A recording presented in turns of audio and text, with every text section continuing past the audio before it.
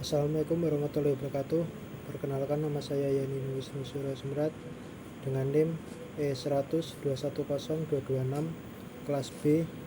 Izin mempresentasikan tentang lokasi industri. Lokasi industri. Pada abad ke-19 muncul teori klasik. Para ahli teori industri pada masa itu berusaha mengidentifikasi prinsip-prinsip ekonomi yang mendasari struktur spasial dengan mengembangkan kerangka kerja yang dapat menjelaskan mengapa aktivitas tertentu ditempatkan di aktivitas itu berada. Teori klasik ini mengasumsikan manusia yang ingin memaksimalkan keuntungannya dan keputusan tersebut tidak dipengaruhi oleh faktor sosial dan budaya. Kemudian teori sewa lokasi. Teori sewa lokasi ini mengacu pada prinsip-prinsip model penggunaan lahan pertanian yang menunjukkan bahwa jarak dari pasar dapat menjelaskan variasi penggunaan lahan. Mengacu pada von Thunen, pada harga sewa tertinggi yang dapat ditaruhkan petani untuk sebidang lahan. Harga lahan dapat dihitung menggunakan rumus biaya produksi ditambah transportasi dikurangi total pendapatan penjualan. Dapat dilihat kurva Bitrend pertanian. Di atas menunjukkan harga sewa lokasi dari 3 tanaman yang diprediksi oleh model von Thunen. Tanaman X merupakan tanaman yang mudah rusak atau busuk, misalnya tomat, dengan kurva Bitrend yang curam.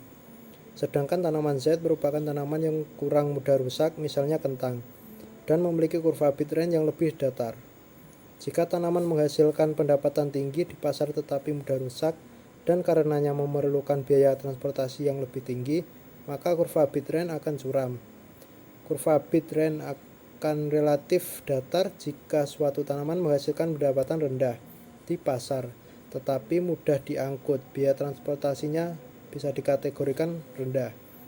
Jika kurva Bitrend dari beberapa tanaman menunjukkan grafik yang sama, maka tanaman dengan penawaran tertinggi akan mendominasi penggunaan lahan pertanian pada jarak tertentu dari pasar. Harga sewa juga dipengaruhi oleh jarak dari pasar. Semakin dekat jarak dari pasar, maka akan memiliki harga sewa yang lebih tinggi. Teori industri Weber. Teori dari Alfred Weber ini juga disebut teori lokasi dengan biaya terendah. Model lokasi Weber mengandaikan bahwa pabrik manufaktur berada di suatu tempat antara lokasi bahan baku dan pasar.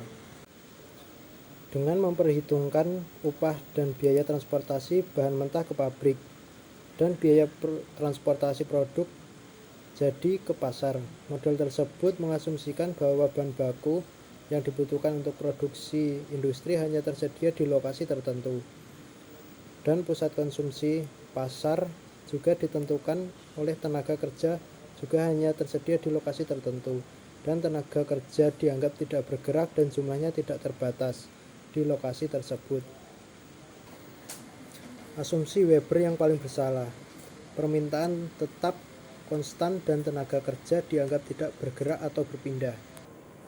Permintaan yang stabil berarti semua yang diproduksi, dikonsumsi, dan fluktuasi permintaan atau penurunan dalam produk tertentu diabaikan.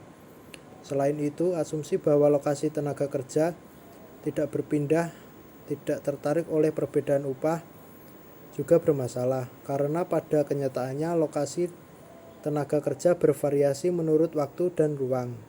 Penggabungan prinsip dasar.